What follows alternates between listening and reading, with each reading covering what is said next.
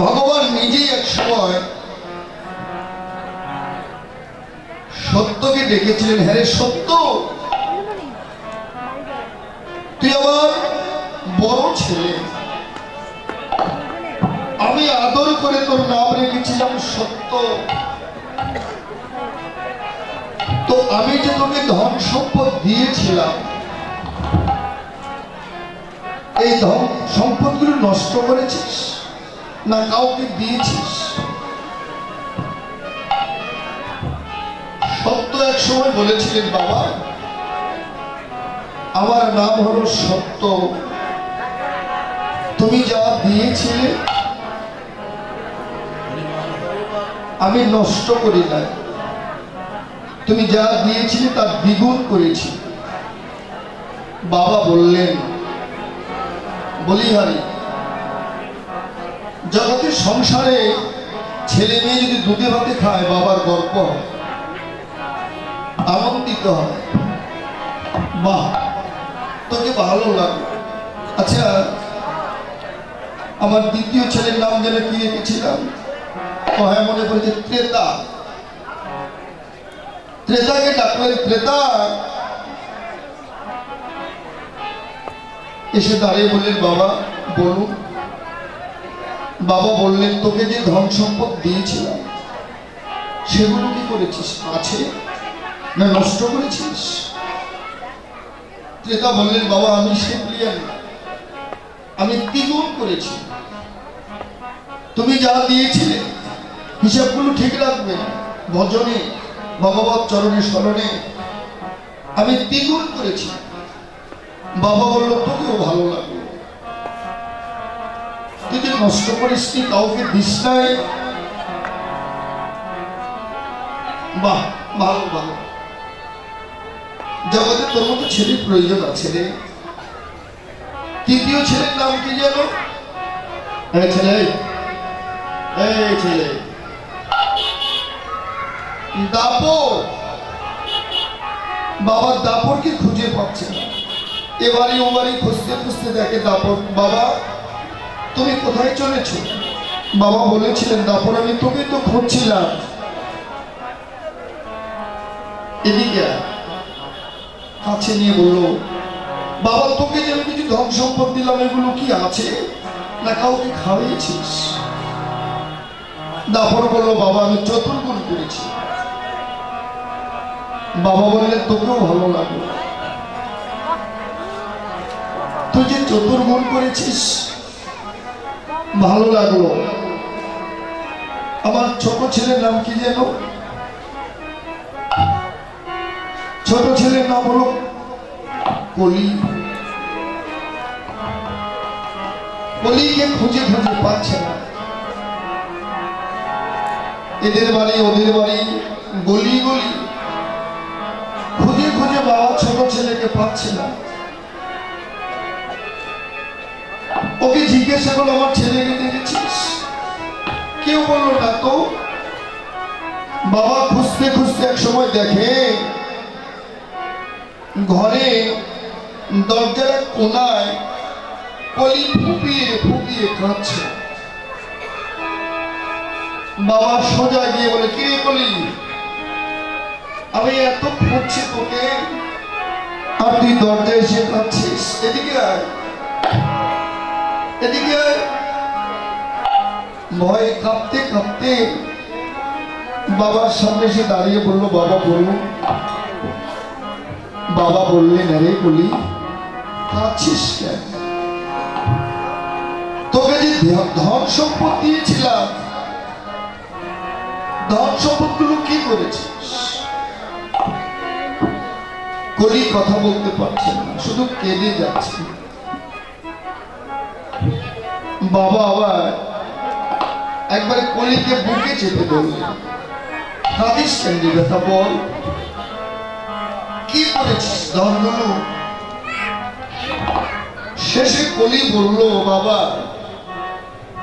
তুমি যে ধনগুলো দিয়েছিলে আমি সব হারিয়েছি। বাবা আরো আদর করতে লাগলো, বলি হারি আয়, আরো কাছে আয়, আর কাঁদিস কেন রে? কলি বললো বাবা আমি খাচ্ছি সব হারিয়েছি এই জন্য আমি তোমাকে কি হিসাব দিব। বাবা বললো না এই জন্য তোকে ভালো লাগেনি, আমার কাছে আয়, আমার কাছে আয়। কলি বললেন বাবা তুমি আমাকে কাছে নিচ্ছ কেন, এত ভালোবাসছো কেন? ভগবান বলেছিলেন হ্যাঁ কলি তোকে ভালোবাসছে এই জন্য জগতে যারা হারায় তারাই তো লাভ করতে পারে। তুই যে হারিয়ে কাঁদছিস জানিস না জগতে যারা হারিয়েছে তারাই লাভ করেছে। আয় আমার বুকে আয়। কলি তুই ধন্য, আমি ভগবান কথা দিলাম আমি তোর কোলে নিয়ে দিলাম। আয় কলিকে মুখে লই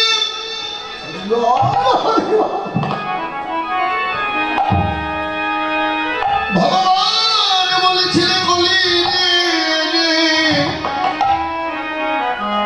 জগতে তোর মতো যদি কেউ কাদার মতো কাঁদিতে পারে জগতে হা কৃষ্ণ প্রাণ কৃষ্ণ বলে সর্বস্ব হারিয়ে যদি কেউ ডাকার মতো ডাকতে পারে আমি ভগবান কি আর থাকিতে পারি, থাকিতে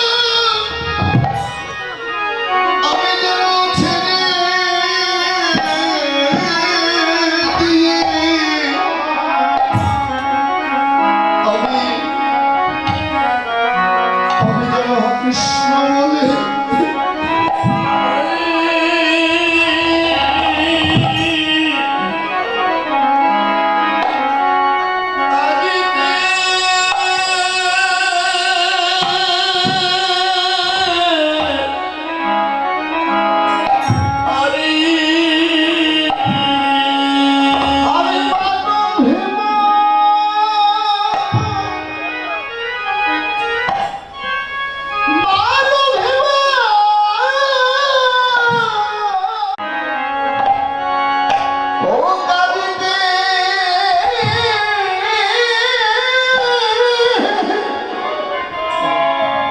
কাঁদিতে পারি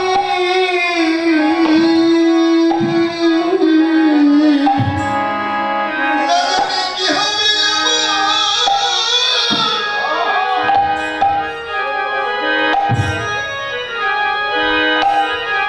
কি হবে আমার শেষের কি হবে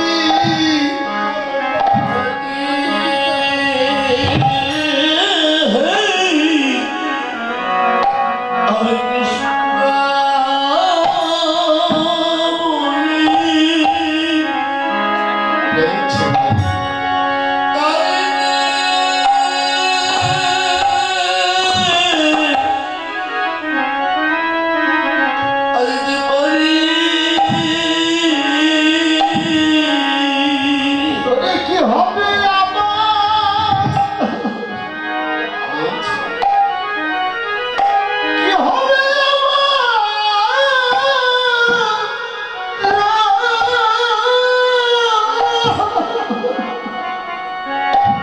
শেষের গতি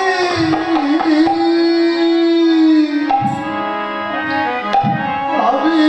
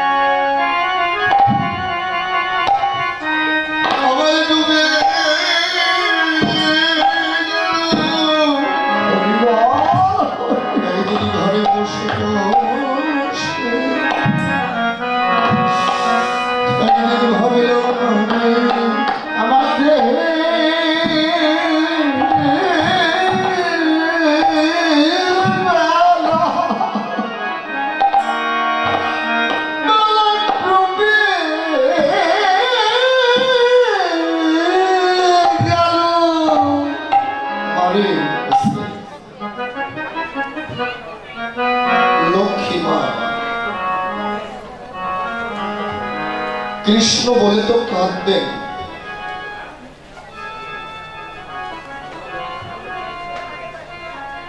লক্ষ্মী বাবা আমার। ও দাদা ভাই, ভগবান বলেছেন যে যত অপরাধ করুক, যে যতই অপরাধ করুক, আমার কাছে ক্ষমা চাইলে আমি ক্ষমা করে দিই। কিন্তু আমি দুটি অপরাধীকে কোনোদিন ক্ষমা করি না। এদিকে খেয়াল রাখবেন, যত অপরাধ করুক সকল অপরাধ কিছু কিছু ক্ষমা করে দিই চাইলে, কিন্তু আমি দুটি অপরাধীকে ক্ষমা করি না। দুটি অপরাধীকে, এক নম্বর অপরাধী হলো যার কোনো জীবনেও অপরাধের ক্ষমা ভগবান করে না, সমস্ত নরকাদি। এক নম্বর অপরাধী হলো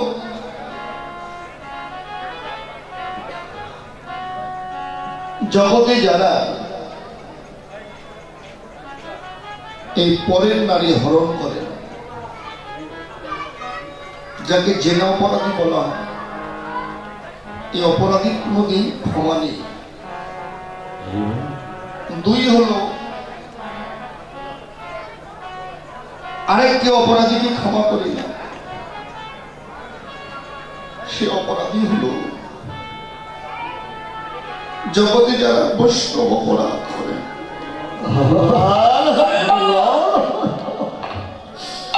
ভগবান বলেছেন আমার চরণে অপরাধ করলে আমি ক্ষমা করে দিই, কিন্তু বৈষ্ণবের চরণে অপরাধ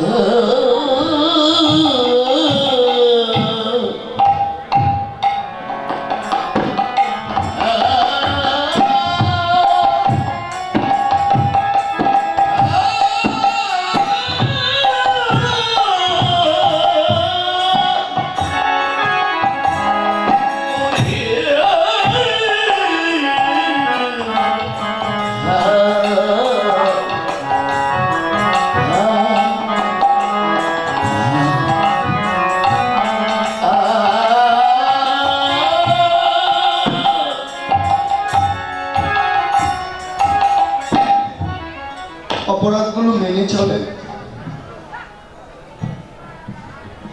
অপরাধ থেকে দূরে থাকে, থেকে কৃষ্ণ গোবিন্দ বলে যদি ডাকার মতো ডাকতে পারেন। শ্রীমদ্ ভগবত বলেছে শিশু যেমন কাঁদলে মাকে পায়, জগতে ভক্ত কাঁদলেও ভগবান। ঘুমাইতে ঘুমাইতে কোনো কষ্ট তীরে লাগে, মায়ায় বদ্ধ হয়েও কোনো জীব গোবিন্দের চরণ পেয়ে থাকে। জ্যৈষ্ঠ আষাঢ় মাসে দেখবেন নদীতে যখন জোয়ার আসে, একটা শুকনো কাষ্ঠ ছেড়ে দিলে কাষ্ঠটা সহজেই জলের তলদেশে যেতে পারে না।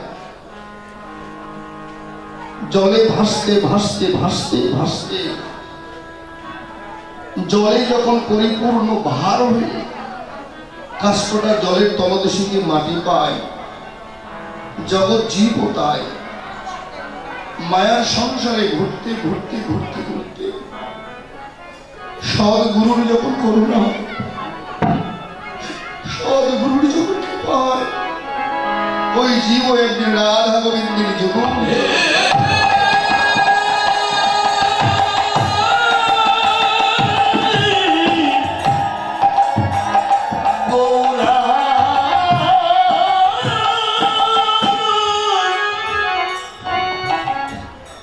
মদন হলো, যা শুনেছেন তা ভুল শুনেছেন। মদন এক প্রকার নয়, মদন হলো 5 প্রকার। মদন, কন্দর্প, মনসিদ, যাই হোক কলিতে নাম হলো দর্প। এই মদন হলো 5 প্রকার। কোন মদনের সঙ্গ করলে ভগবানের সঙ্গ হয়, কোন মদনকে লাভ করলে ভগবানকে লাভ করা যায়। আমার কাছে যে মদন আছে তমগুণে, এটা হলো ধ্বংসকারী মদন। আমার মদন হলো ধ্বংসকারী। আর গোবিন্দের সঙ্গ পাওয়ার গেলে চিন্ময় মদনের সঙ্গ করতে হবে। চিন্ময় মদনের সঙ্গ করলে চিন্ময় গোবিন্দ লাভ হবে। কিন্তু আমার সঙ্গ করলে, আমার মদনের সঙ্গ করলে নরকে যেতে হবে, এর কোনো রেজাল্ট হবে না। যদি পারেন ঘরে গিয়ে যোগের ঘরে বসে যুগল হয়ে দাঁড়িয়ে, যুগল হয়ে বসে নয়নটা মুদ্রিত করে দিয়ে ভক্তির নয়ন খুলে দিয়ে কৃষ্ণ গোবিন্দ বলে ডাকে, ভগবান ভক্তি ডাকে কোনদিন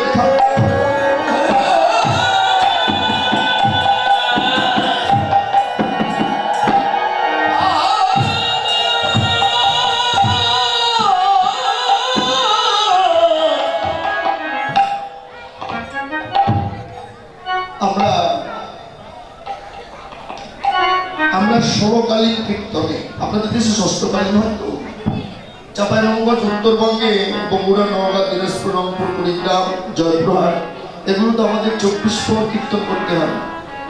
আমাদের 8 দিন শুধু লীলা কীর্তনই করতে হয়। তো মান একটা পালা কীর্তন হচ্ছে মান মিলন। ওই মান মিলন কীর্তনে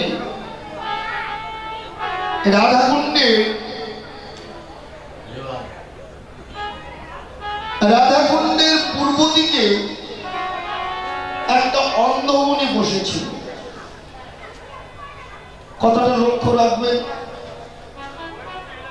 রাধাকুণ্ডর পূর্ব দিকে একটা অন্ধমুনি বসে আছে আর রাধা নাম জপ করছেন। কৃষ্ণকে যেদিন রাধারানী গৃহ থেকে বের করে দিলেন, কৃষ্ণকে দেখবে না, সেদিন কৃষ্ণ বের হয়ে রাধাকুণ্ডর তীরে গেলেন। রাধাকুণ্ডর তীরে গিয়ে দেখে রাধারাম জপ করছেন, কে বা কাহারা। যেখানে জপ হচ্ছে সেখানে গিয়ে দেখে একটা বৃদ্ধ মানুষ রাধারাম জপ করছে।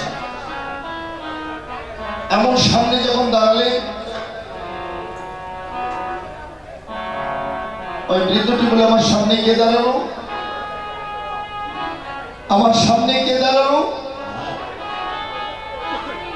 কিন্তু কৃষ্ণ গিয়ে দেখে মনিটা অন্ধ, আর দুটি চোখই নেই, একদম মুচে গেছে। বললেন, আমি কৃষ্ণ। ওই অন্ধমুনি বলেছিলেন, তুমি কৃষ্ণ, বের হয়ে যাও সামনে থেকে, আমি কৃষ্ণকে দেখব না। সেই দিন কৃষ্ণচন্দ্র হেসে বলেছিলেন, মুনিবর তুমি আমাকে হাসালে। বললেন, কেন? বললেন, হাসলাম এই জন্য, আরে মুনি তুমি তো অন্ধ, তুমি আমাকে কি দেখবে বলতো, তোমার তো চোখ নেই।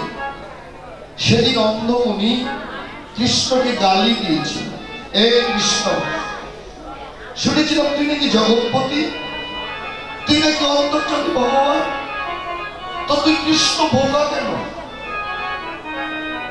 কৃষ্ণ সেদিন করজনে বলেছিলেন, মুনিবর আমি কেন বোকা? বলে, তুই বোকা না, বোকা না এই কথা বলতে পারিস? আমার দুটি নয়ন নেই। হরে কৃষ্ণ, তুই তো আমাকে অন্ধ করে দিয়েছিস, তুই যদি অন্ধ করে না দিতে আমি তো অন্ধ জন্ম পেতাম। কিন্তু কৃষ্ণ তুই জানিস না বোকাটা এই জায়গায়। হরে কৃষ্ণ, তোর চালাকে আমি ধরে ফেলেছি,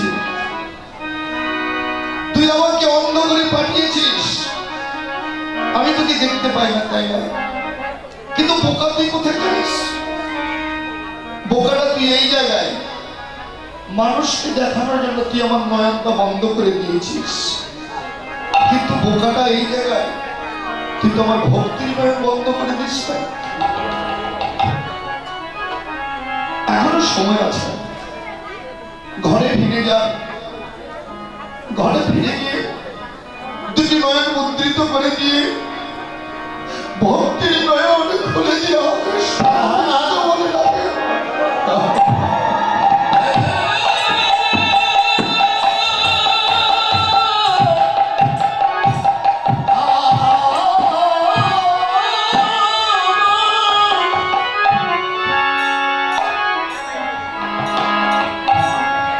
এই আপনাদের এখানে একটা গ্রন্থের দোকান এসেছে, রত্নাবলী দেখবেন, জ্ঞানমঞ্জরি, ওদের লেখা আছে ভগবান কি বলেছিলেন, আমি বাহিরের দুটি নয় বন্ধ করে দিয়েছি, কিন্তু ভক্তির নয় খুলে রেখেছি। যদি পারেন ঘরে গিয়ে দুটি নয় মুদ্রিত করে দিয়ে, ভক্তির নয়ন খুলে দিয়ে, প্রেমের দরজা খুলে দিয়ে, হা কৃষ্ণ বলে দুটি তুলসীর পাতা চোখের জল ভিজিয়ে নিয়ে কৃষ্ণায় গোবিন্দায় বলে দিতে পারে।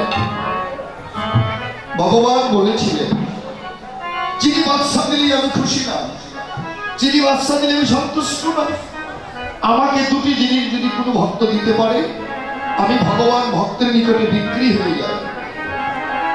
সেই দুটি জিনিস কি? একটি মন তুলসী,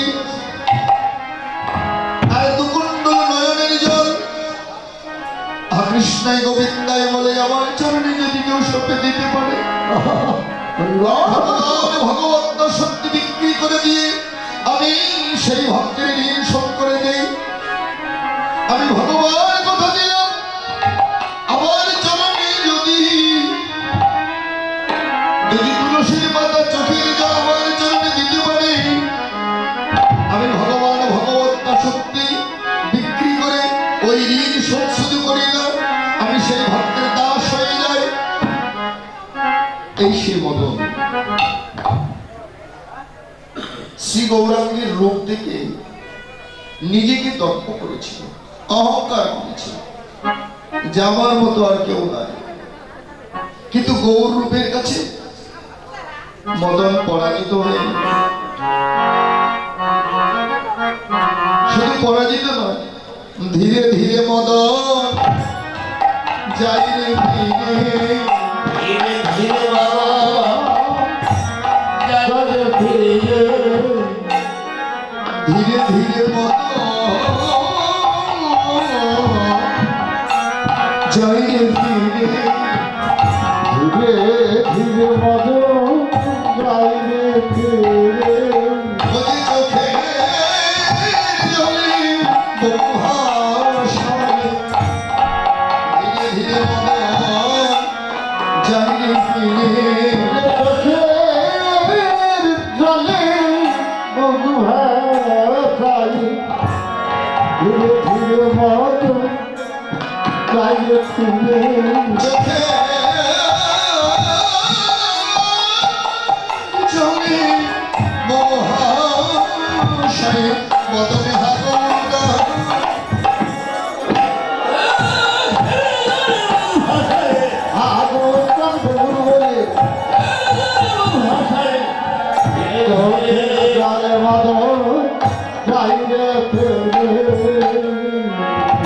মদন সহজে পরাজিত হয় না,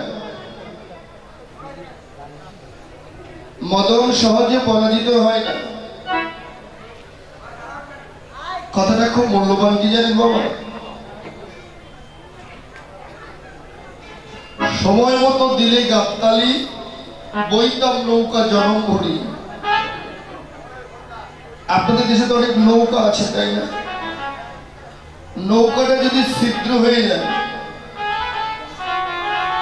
নৌকাটা ছিদ্র হয়ে গেলে নৌকাটা জলে ডুবে যাওয়ার আশঙ্কা রয়ে যায়। আস্তে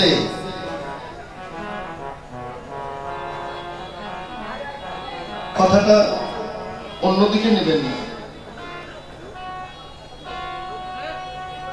নৌকার ছিদ্র হয়ে গেলে জল পাস করে, তো দেহ নৌকাটা যে ছিদ্র হয়ে জল পাস হয়ে যায়, এই দেহটা তো নৌকা, এই নৌকাটা ডুবে যাওয়ার আশা করে, এই নৌকাটা গোবিন্দের চরণে যাবে না। ঠাকুর মহাশয় বলেছিল, রঙ্গরসের দেহ নয়, ভববিলাসের দেহ নয়, দেহটা কৃষ্ণ ভজনে।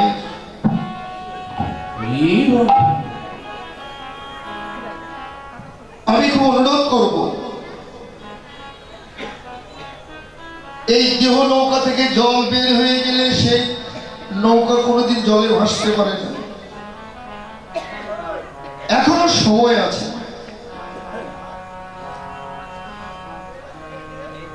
আমি অন্য জায়গায় কীর্তনে শুনেছিলাম, আমার মতো কীর্তনীয় বলে যে শেষ সময় কৃষ্ণ ভজন করলে আর কৃষ্ণ লাভ হয় না, ওটা মিথ্যা বলেছে। ও বেটি শাস্ত্র পড়ে না। শেষের দিনে ভজলে হরি, হরি হয় তার আজ্ঞাকারী।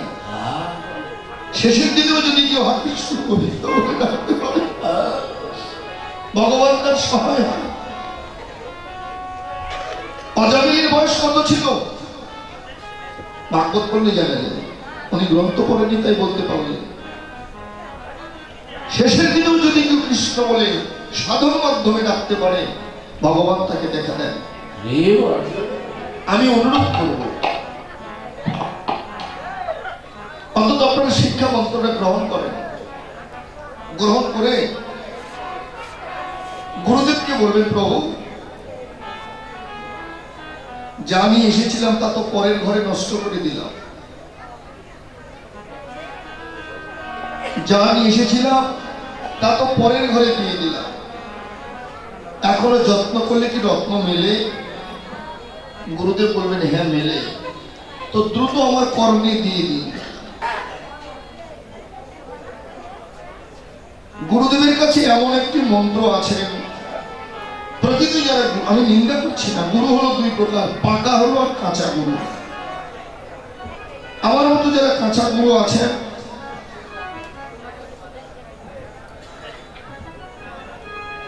আমার মতো যারা কাঁচা গুরু আছেন, কাঁচা গুরুর কাছে মন্ত্র নিলে বলবে, বাবা তুই তো আমার শিষ্য হয়ে গেলি, আমাকে 5,000 টাকা দে, তোর মায়ের জন্য শাড়ি গহনা দে, আমাকে ইত্যাদি ইত্যাদি দে। এটা হলো কাঁচা গুরু। ইনি লুভি গুরু, এর কাছে আশ্রয় গ্রহণ করবেন না। এটা হলো কাঁচা গুরু। আর পাকা গুরু কাকে বলা যায়? পাকা গুরুর কাছে মন্ত্র নিলে গুরুদেবকে যদি বলে প্রভু একটু দক্ষিণা দেই, পাকা গুরু বলবে, তুই আমাকে কি দক্ষিণা দিবি বলতো? তুই আমার ছেলে,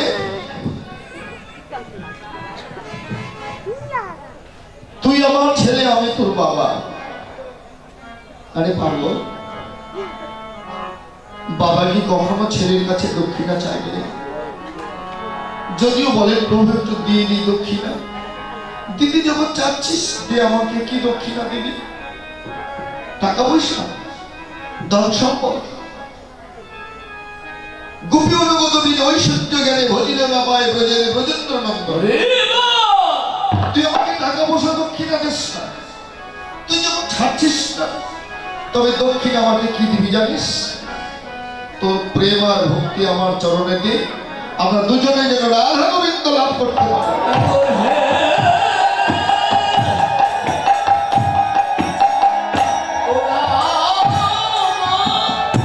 এমন যদি সদ্গুরু পেয়ে থাকেন, গুরুদেবকে বলবেন, প্রভু আমার নৌকা দিয়ে জল পাস হয়ে যায়, আমি বাংলা দিয়ে আপনাদের বুঝিয়ে দিই। ধরুন আমার দাদা ভাইয়ের বাড়িতে গুরুদেব এসেছে,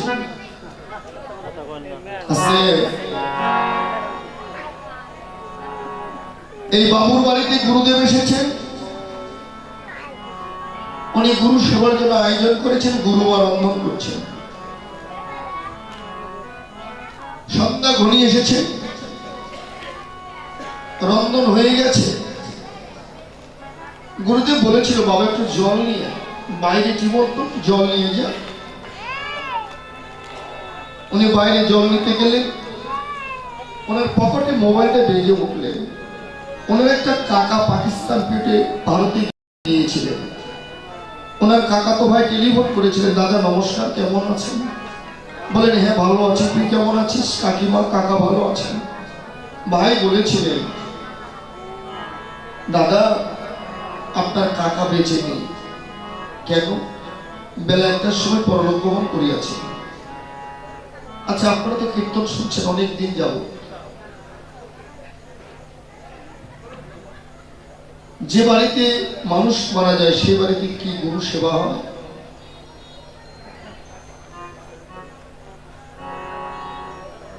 যে বাড়িতে মানুষ মারা যায় সে বাড়িতে গুরু সেবা হয় না, গুরু সেবা করেও না। জল দিতে দেরি হয়ে গেল, বাড়ি ফিরে গেলে বলে, কিরে বেটা দেরি করলি কেন? বললেন, প্রভু আমার এক কাকা মারা গেছে ভারতবর্ষে, ভাইয়ের সঙ্গে কথা বলতে দেরি হয়ে গেল। বলিস কি, তোর কাকা মারা গেছে? বললেন, হ্যাঁ, তোর বাড়িতে আমার সেবা হবে। দেখেন তুই মোবাইল পাঠে বলো, কারা দেখেন তো।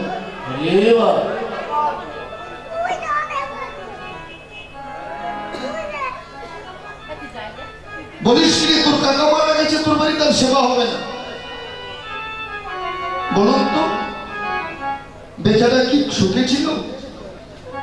অন্য বাড়িতে চাল ডাল দিলেন, রাত্রিতে গুরুমা রন্ধন করে প্রসাদ আদি সেবা নিয়ে রাত্রি যাপন করলেন। আমরা তো বিচার মন্ডলী, আমার দাদার কয়টা কাকা মারা গিয়েছিল? একটি কাকা মারা গিয়েছিল যার বাড়িতে গুরুদেব সেবা করলেন না, তাই না? কিন্তু যে রাত্রিতে গুরুদেব যে বাসায় ছিল, যে রাত্রিতে যে বাড়িতে গুরুদেব ঘুমিয়েছিল, ওই বাড়িতে একটা ফোঁটার মধ্যে কতগুলো কাকা মারা যায়? সৃষ্টিতত্ত্ব পড়েছেন, ভারতে একটা কাকা মারা গেল, গুরু সেবা হলো না। কিন্তু যে বাড়িতে ঘুমিয়েছিল সেই বাড়িতে এক রাত্রিতে কতগুলো কাকা মারা যায়? ওই বাড়িতে গুরু কি করে সেবা করতে পারে? এখনো সময় আছে লক্ষ্মী দাদা ভাই আমার, এখনো সময় আছে, শিক্ষা মন্ত্র গ্রহণ করেন। আপনার বাড়িতে কোনোদিন কাকা মারা যাবে না, আপনার বাড়িতে গুরু সেবা হবে, আপনার বাড়িতে রাধা গোবিন্দের যুগল সেবা হবে।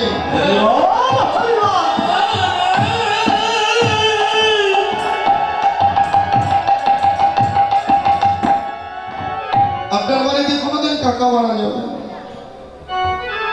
গুরুদেবকে বলবেন, প্রভু আমার নৌকাতে জল পাস হয়ে যায়, জমিতে জল না থাকলে জমির রবি শস্য ভালো হয় না, জল বের হয়ে গেলে জমিটা ফেটে যায়, শুকিয়ে যায়, রবি শস্য নষ্ট হয়ে যায়, দেবতা হলো জমি। গুরুদেবকে বলবেন, প্রভু আমার জল সব বের হয়ে যায়, দেহটা শুকে গেছে। গুরু যদি কৃপা করে আপনার করণে মন্ত্রটা দিয়ে দেন, আপনার জমির জল কোনোদিন আর বের হয়ে যাবে না। আরেকটি সাবধানতা কি জানেন? যখনই আপনি গুরু বীজ মন্ত্র কানে দিবেন, অখাদ্য কুখাদ্য খাওয়া যাবে না। অখাদ্য কুখাদ্য খাবে, আপনার কাজ হবে না। এখনো সময় আছে, মন্ত্র গ্রহণ করেন। যদি বলেন রঘুনাথদা এগুলোকে আমরা চালাতে পারবো, ওটাই দীক্ষা মন্ত্রটাই আপনাকে পুনর্দীক্ষা। দীক্ষা মন্ত্রটা আপনাকে দেবে কয়েলয় দীঘি চন্দ্রবিন্দু নিঃশ্বাস, এটাই আপনাকে দেবে, কিন্তু মূল বস্তুগুলো আপনাকে দীক্ষায় দেবে না। এটাই আপনার পরীক্ষা। যখনই আপনি শিক্ষা মন্ত্র নেবেন, মূল বস্তুগুলো আপনার করণে দিবে। আমি আবারও বলি, শিক্ষা মন্ত্র গ্রহণ করেন, গুরুদেবকে বলবেন আমার দেহ থেকে জল পাস হয়ে যায়, গুরু আপনাকে মন্ত্র দিবে। আমি রঘুনাথ দিতে পারি। অনেকে প্রশ্ন আসে, রঘুনাথ দা আপনার কত ঘর শিষ্য আছে? আমি বলি, কীর্তনে আমার শিষ্য কি প্রয়োজন? বলে কেন দাদা? মন্ত্র দিলে তো গুরু হয়ে যায় না। আপনার কীর্তন মাইকে শুনে অনেকে যে পালন করে, তারা কি আপনার শিষ্য হয় না? এখনো সময় আছে, গুরুদেবের কাছে মন্ত্র নেন, নিয়ে করণে মন্ত্র নিয়ে, যদি বলেন পারছি না, মন্ত্রগুলো পায় আমার কাছ থেকে লিখে দেবে। কিন্তু অনুরোধ কি দাদা ভাই জানে, যেটা গুরুদেব করণে দেয় অমৃত, আমি আপনাকে লিখে দিতে পারি, আমি মাইকে আপনাকে বলতে পারি, যেই মন্ত্রটি 11 বার উচ্চারণ করেন আপনার দেহের জমির জল পাস হবে না। কিন্তু জানেন, গুরু যদি কৃপা করে মরা বৃক্ষ ফুল প্রস্ফুটিত হয়। গুরু কৃপা করলে, যেমন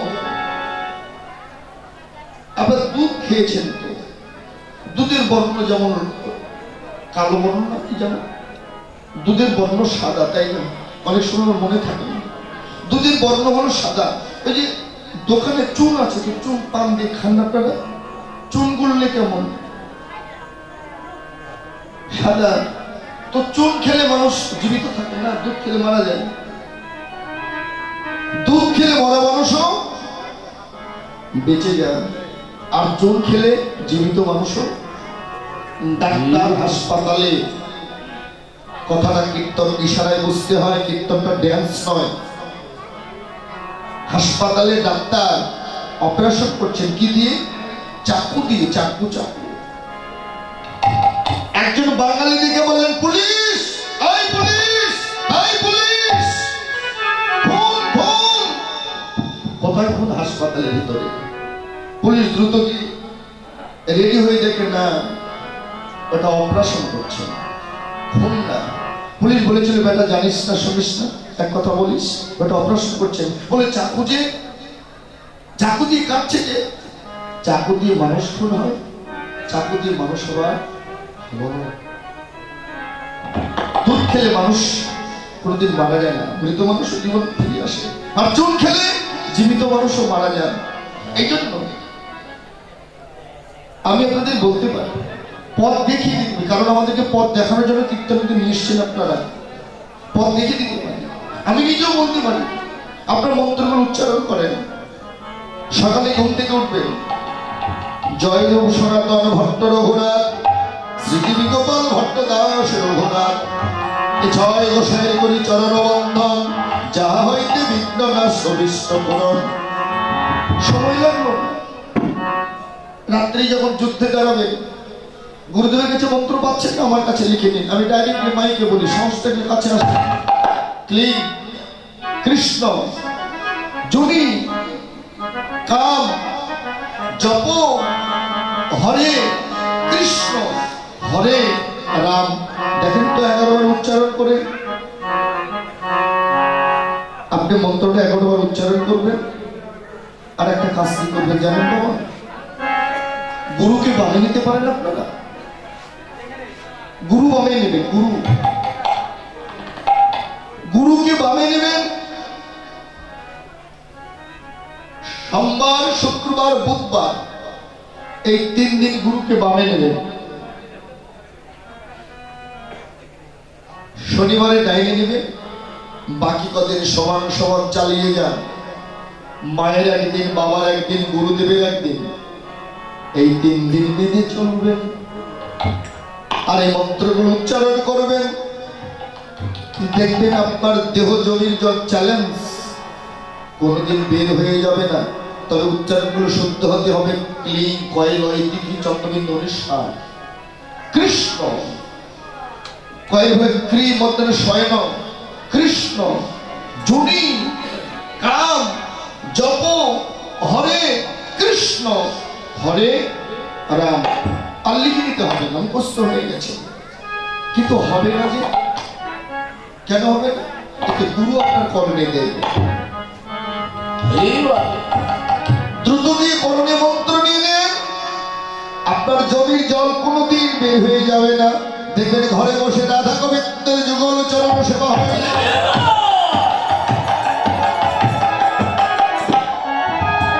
এই জন্য মদন ধীরে ধীরে যাচ্ছিলেন রূপ দেখে,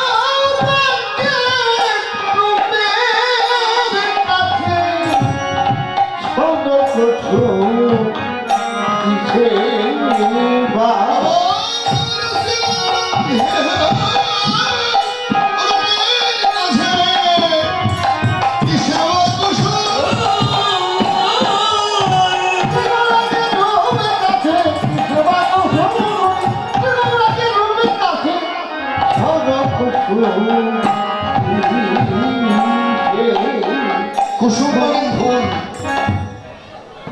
সৎ মানে কি বাবা? শোনো কুসুম। আমাদের কীর্তন শেখার জন্য রত্নাবলী বই পাওয়া যায়, এ বেটা ভালো করে পড়ে না। শোনো কুসুম বলে, শন কুসুম, শন বানানগুলো আলাদা। শন মানে হলো পাটের ফুল, যাকে পাট ফুল বলা হয়। কুসুম মানে ফুল। তাহলে কয়েকটি ফুল দিয়ে গোবিন্দের পূজা হয়, কয়টি ফুল দিয়ে গোবিন্দের পূজা হয়? 16টি ফুল দিয়ে। 16টি যদি পাওয়া না যায় 15টি নেবেন। 15টি যদি পাওয়া না যায় 10টি নেবেন। 10টি যদি পাওয়া না যায় 2টি ফুল নেবেন। 2টি ফুল যদি পাওয়া না যায় 1টি ফুল নেবেন। 1টি ফুলও যদি পাওয়া না যায় এই মনোফুল নেবেন। কারণ আমরা 16 কালে কীর্তনে বাসক সজ্জা পদ দেয়। বাসক সজ্জা লীলায় রাধারানী সন্ধ্যাবেলায় মালা ঘাটে, সকালে খাওয়ায় দেয়। সখীগণ প্রশ্ন করেছিলেন, রাধে প্রতিদিন মালা গাঁথিস গোবিন্দের জন্য, গোবিন্দ কি আসে? বললেন না তো। কেন? বলে গোবিন্দ কাজের মানুষ আসতে পারে না। আজকে কেন আসছে? হ্যালো, আপনার রেস কমে যাচ্ছে। তো বলেছিলেন কালকে আসতে পারে নাই, আজকে আসবে। কি ফুলের মালা গেঁথেছিল? এই মনোফুলে। যে কোনো কর্মে যান মন ঠিক করেন, মন ঠিক করবে না কোনো কর্ম হবে না।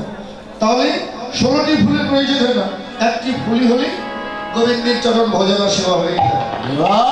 আত্মরে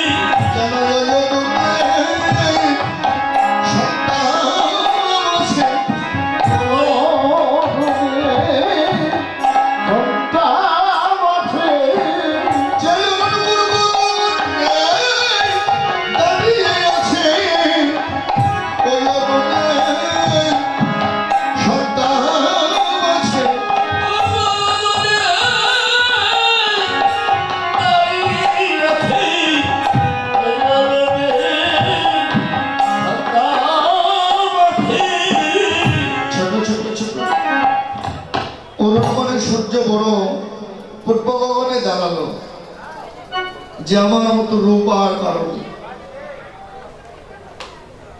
কিন্তু যখন গৌর রূপ দর্শন করলেন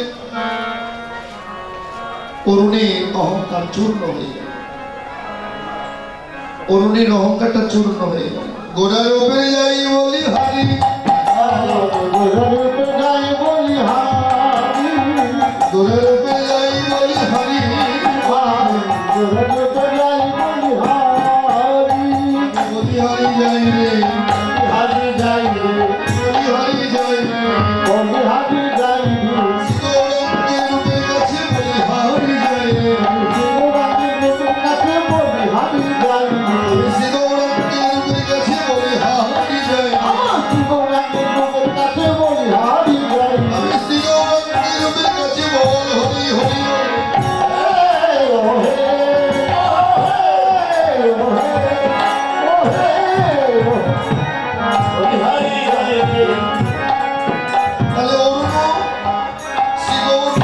পরাজিত হয়ে গেলেন।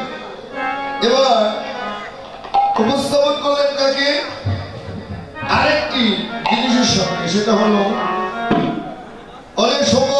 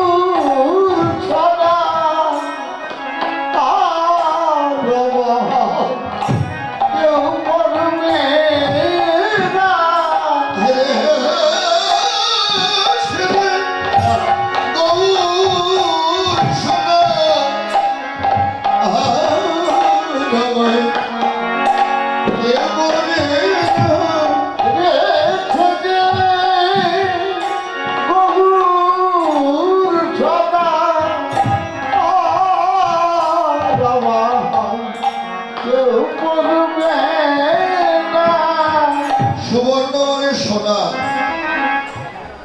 সোনা উপস্থাপন করলেন মা, যে আমার এত মূল্য, জগতে আমার এত মূল্য, একটি মানুষ আমাকে কণ্ঠে ধারণ করতে চায় না। লোকটি যদি কৃষ্ণ ভক্ত হয়, তার কণ্ঠে তুলসীর মালা থাকে না।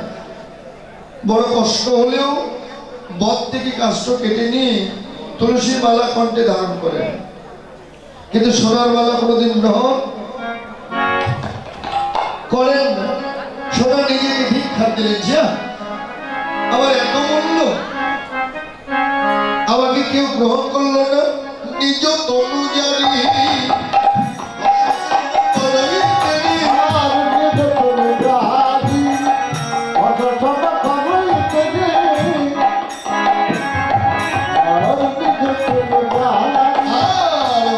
সব করই তেরি, নিজ তনু জানি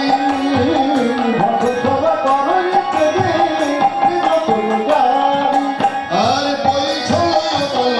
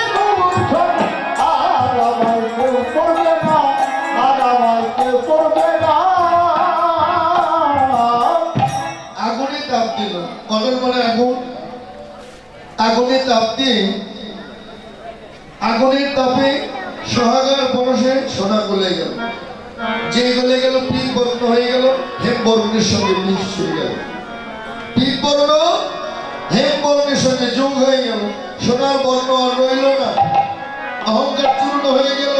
এই যে জগতের আনন্দ বহু বহু বহু তুলনা বহু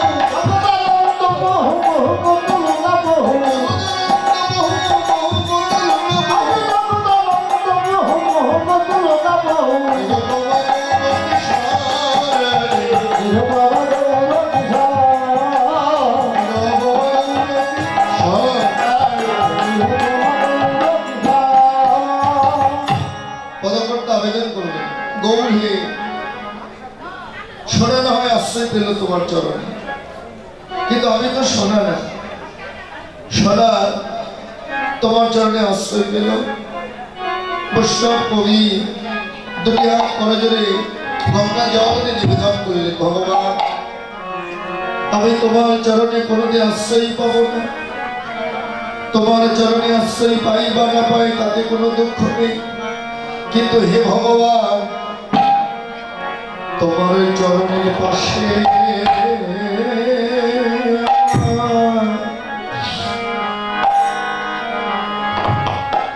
আমায় জায়গা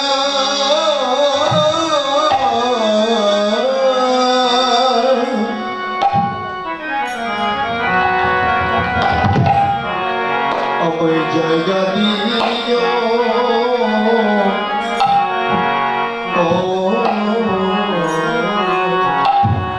আমার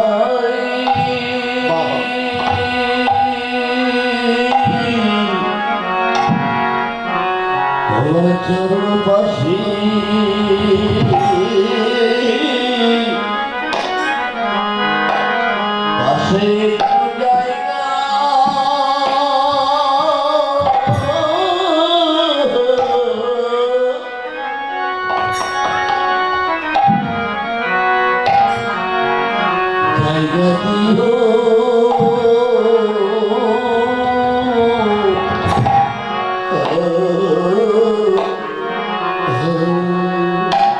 আমি তোমার চরণ সেবা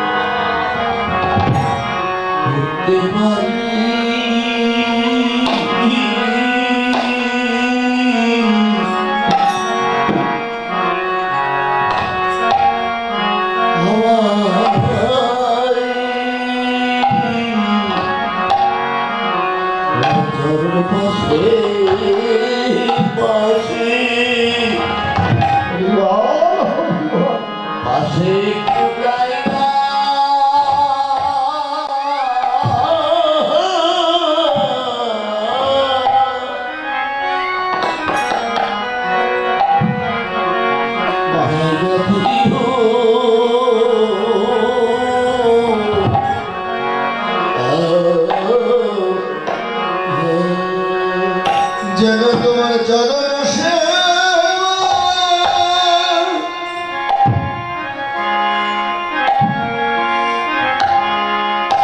তোমার চরণ সেবা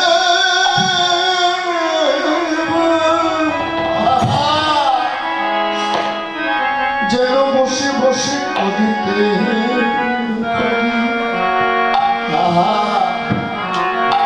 তোমার চরণের পাশে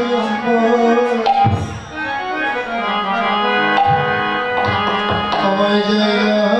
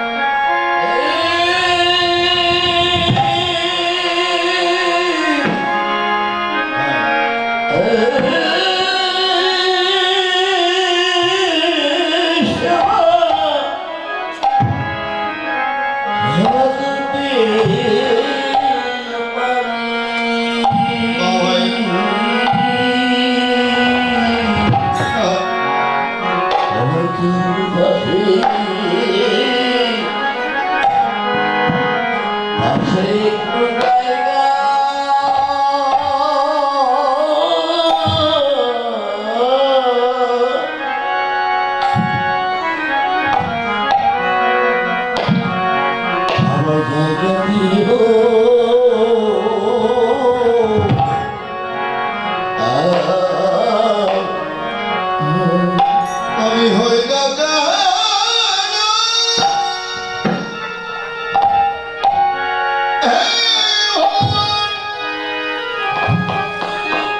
তুমি কত রাজা রাজত্ব কেড়ে নিয়েছ তুমি মানির মান কেড়ে নিয়েছ তুমি জমিদারে কেড়ে নিয়েছ তুমি পিতার পিতৃত্ব শক্তি কেড়ে নিয়েছ তুমি মানির মান কেড়ে নিয়েছ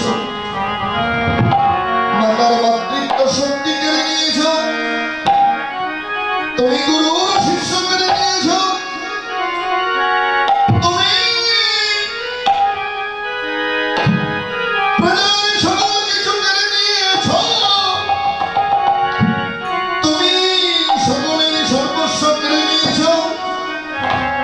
ধন জন ঐশ্বর্য মাধুর্য বিদ্যা বুদ্ধি পাণ্ডিত্য তুমি সকলের সকল কিছু কেড়ে নিয়েছ হে ভগবান তুমি আমাকে এই সর্বস্ব কেড়ে নাও আমার ধন জন ঐশ্বর্য আমার মাধুর্য বিদ্যা বুদ্ধি পাণ্ডিত্য তুমি আমার সর্বস্ব কেড়ে নাও তুমি আমার সর্বস্ব কেড়ে নাও তাতে আমার কোনো দুঃখ নেই কিন্তু হে ভগবান আমার নয়নের জল যেন কেড়ে নিও না হে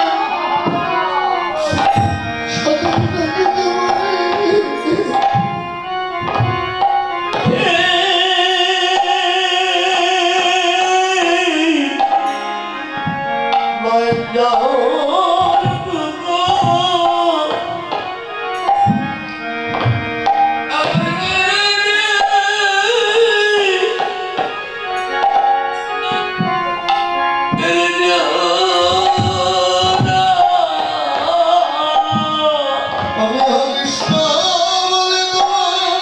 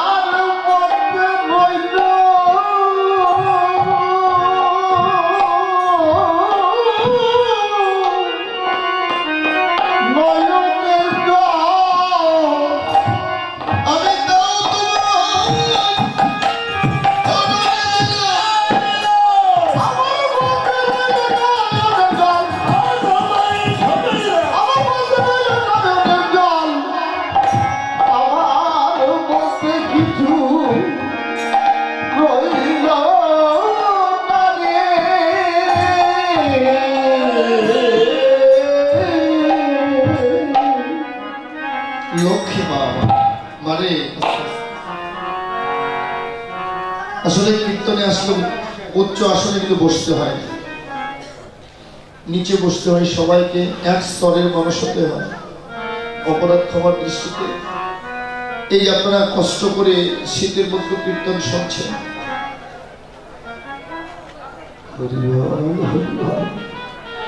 এই যে রাত্রি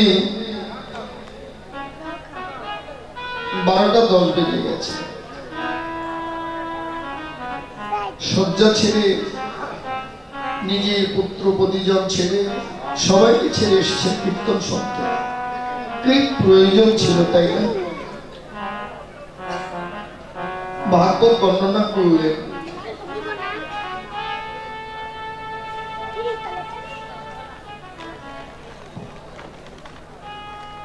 এই যে আপনারা কীর্তন কষ্ট করে শুনছেন,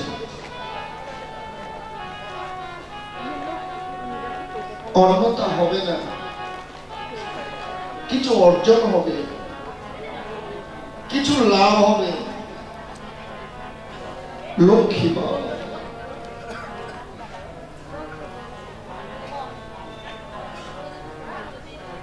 এই যে কষ্ট করে কীর্তন শুনছেন,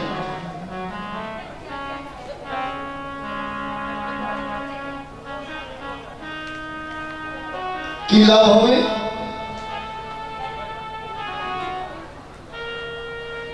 আরেক গ্রামে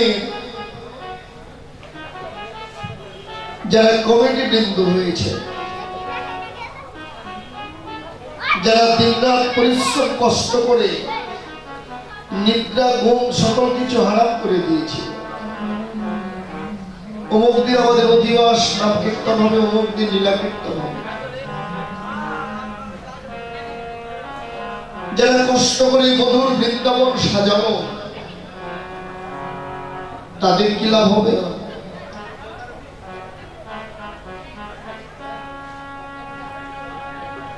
লাভের জন্য তো মানুষ ঘরে, তাই না? মনে আসছে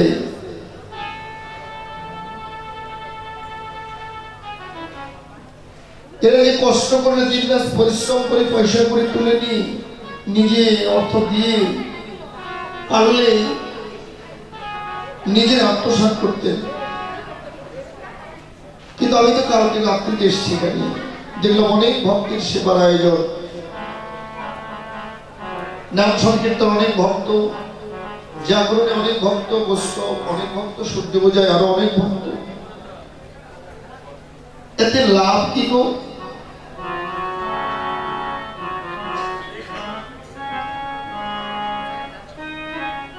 কিন্তু শুনলে আমার কীর্তন আর কোনোদিন শুনবেন না আপনারা।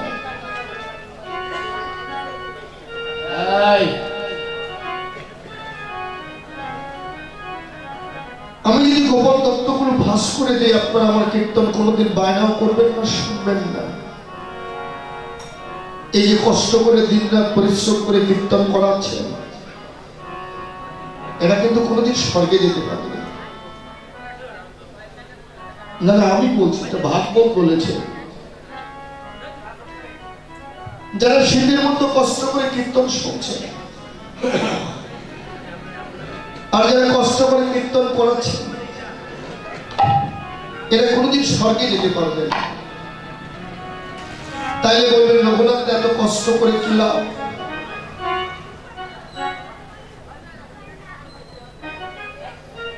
$10,000 পূর্ণ করেছেন,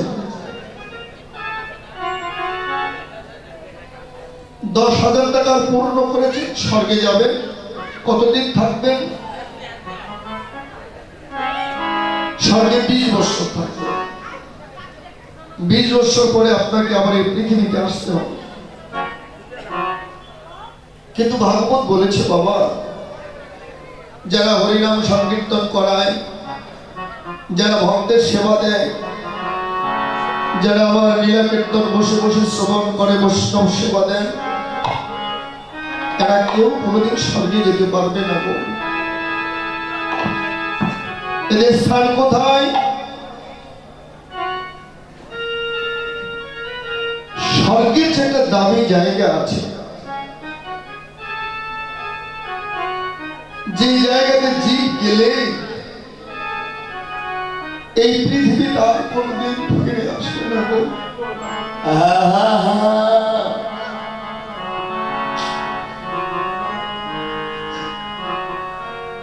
যে জায়গায় জীব গেলে রাধা গোবিন্দের যুগল চরণের কাছ,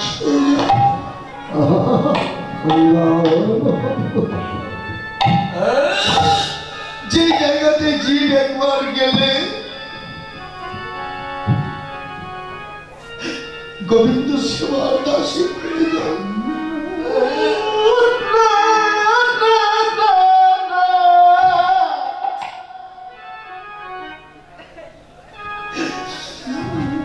কি আনন্দ জানেন মা, কতদিন থেকে টেলিফোন করতো দাদা, রঘুনাথ আমাদের তারিখের কথা তো মনে আছে? আছে দাদা, কি আনন্দ জানেন। রাত্রিতে কীর্তন ছেড়ে দিয়ে আর এক আসরে আমি কীর্তন করতে যাবো অনেক দূরে, কাল থেকে আর আমাকে কেউ ফোন করবে না। দাদা কেমন আছে, কখন আসবে?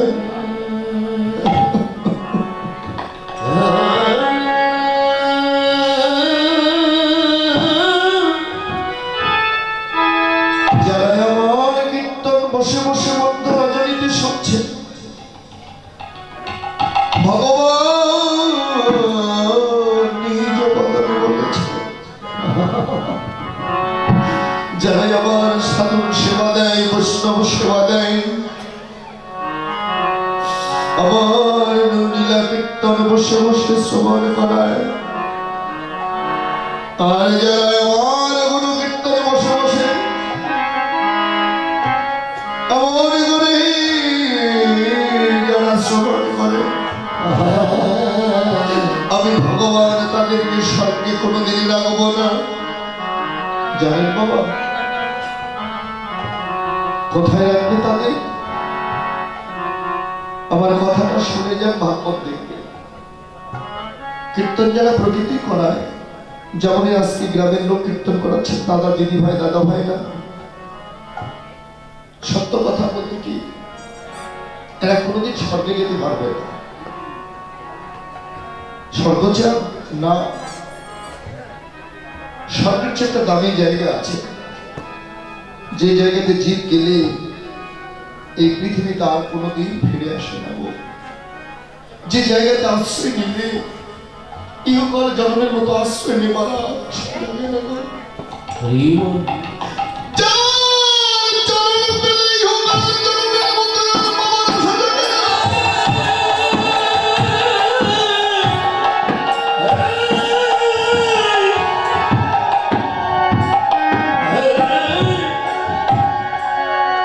জায়গাটির নাম জানেন বাবা?